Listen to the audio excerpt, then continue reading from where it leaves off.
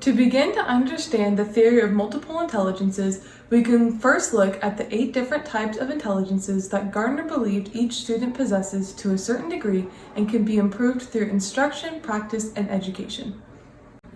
The first 2 intelligences are typically correlated to being the most valued in education due to the way educators teach and assess students' understanding. Linguistic intelligence includes the ability to use words, orally or written, to express knowledge and develop an understanding through reading, writing, or speaking. Some professions typically associated with this intelligence are writers, poets, lawyers, and public speakers. Logical mathematical intelligence involves the skills to use numbers and information to deductively reason with logic and detect patterns. Because this intelligence is typically linked to science and math, people tend to learn well from problem solving, experiments, and games that require logic and pattern detection, like puzzles. The next 3 intelligences are typically associated with the arts, which is why the transition from STEM to STEAM is especially important because people do not commonly align the humanities concepts with the STEM disciplines, when these types of intelligences work off of each other to build understanding. Musical intelligence involves the ability to recognize and create musical pitches, tones, and rhythm or melody. Students may obtain or express information through singing, rapping, and other musical forms.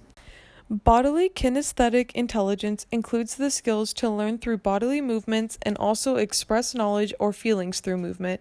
Some examples may include interpretive dance, crafts, sports, acting, and using manipulatives. This intelligence implies mental and physical activities as related and working together, rather than 2 separate skills. Visual spatial intelligence involves recognizing or utilizing patterns of small versus confined areas to learn and communicate in a visual manner. Some examples of this may include graphic representations, maps, puzzles, and 3D models such as manipulatives. The next 2 intelligences are linked to personal skills and thought of as deeply intertwined due to their high value in many cultures. Intrapersonal intelligence includes the skills of understanding oneself. This means that a person can recognize their strengths or weaknesses, emotions, motivations, and adapt their personal goals using this knowledge and past experiences to be successful in a situation. On the other hand, interpersonal intelligence includes the skill of understanding other people. This may include understanding their motivations, intentions, and emotions by interacting with others in a cooperative or collaborative way. Some professions typically associated with this intelligence are educators, customer service positions, leaders of certain religious or political parties, and counselors. The final intelligence was not on Gardner's original list but was added due to its grounded research and inability to be grouped with another of the original intelligences. Naturalist intelligence involves the ability to recognize and categorize environments and patterns in nature. Those who strongly identify with this intelligence learn through outdoor and exploratory activities involving the natural environment of the concepts. As a final note, it is important to not relate only a specific intelligence to a student because Gardner developed this theory with the idea that each person has all 8 of the intelligences that may grow or be diminished through education and activities. Some people do believe that humans are born as a blank slate, and as they have interactions and experiences, will start to develop the different types of intelligences, but research has shown this to not be accurate. Utilizing the theory of multiple intelligences can be used to improve our instruction and assessments, both formative and summative, so that students are growing and place value on the whole range of their capabilities, not just the few that seem to be valued in education.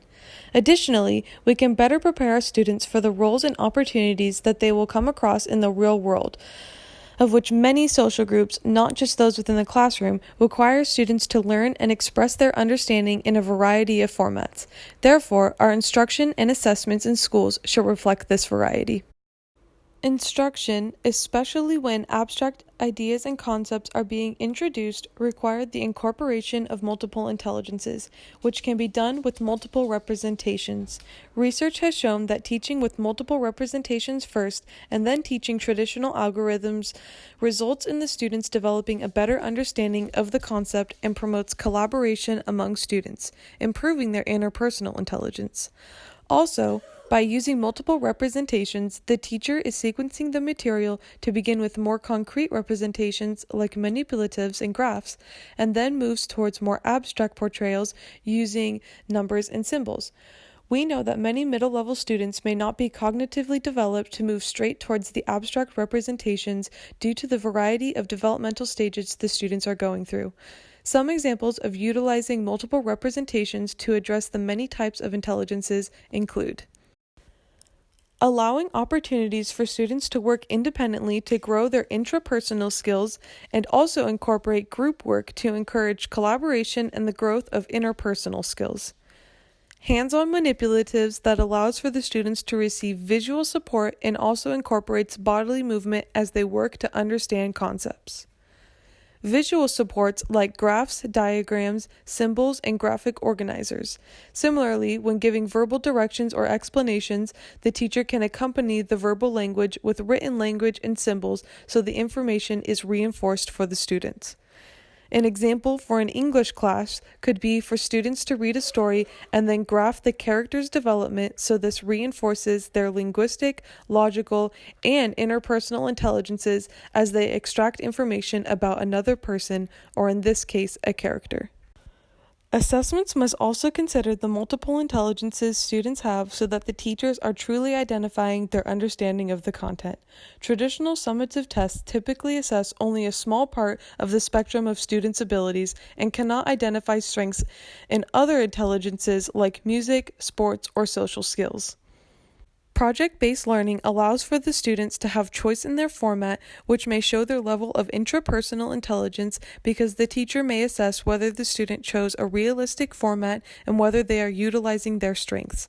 When the teacher accepts a range of formats such as pictures, quotes, songs, skits, dance, and written papers, they are assessing students' comprehension in a way that they may best express themselves due to the variety of skills in the different intelligences. Informal assessments such as exit tickets may also be applied to help students improve many of their intelligences rather than just linguistic or intrapersonal. Some examples include thumbs up, sideways, or down to reflect understanding involves the students to grow their kinesthetic intelligence. Relate their understanding to a song or beat they create or know. They can be creative and improve their musical intelligence. Discussing with a small group about how the lesson went or whether the learning targets were met to improve their interpersonal intelligence. Thank you for listening about how you can incorporate Gardner's theories of multiple intelligences in your classroom. I hope you will utilize some of these ideas. I did my homework, I wanna do a good job, so I'm gonna work hard. I do my homework every day, yep, every day. I don't play, I do my homework on the bench, while my friends play. I do my homework in the kitchen, then I stuff my face.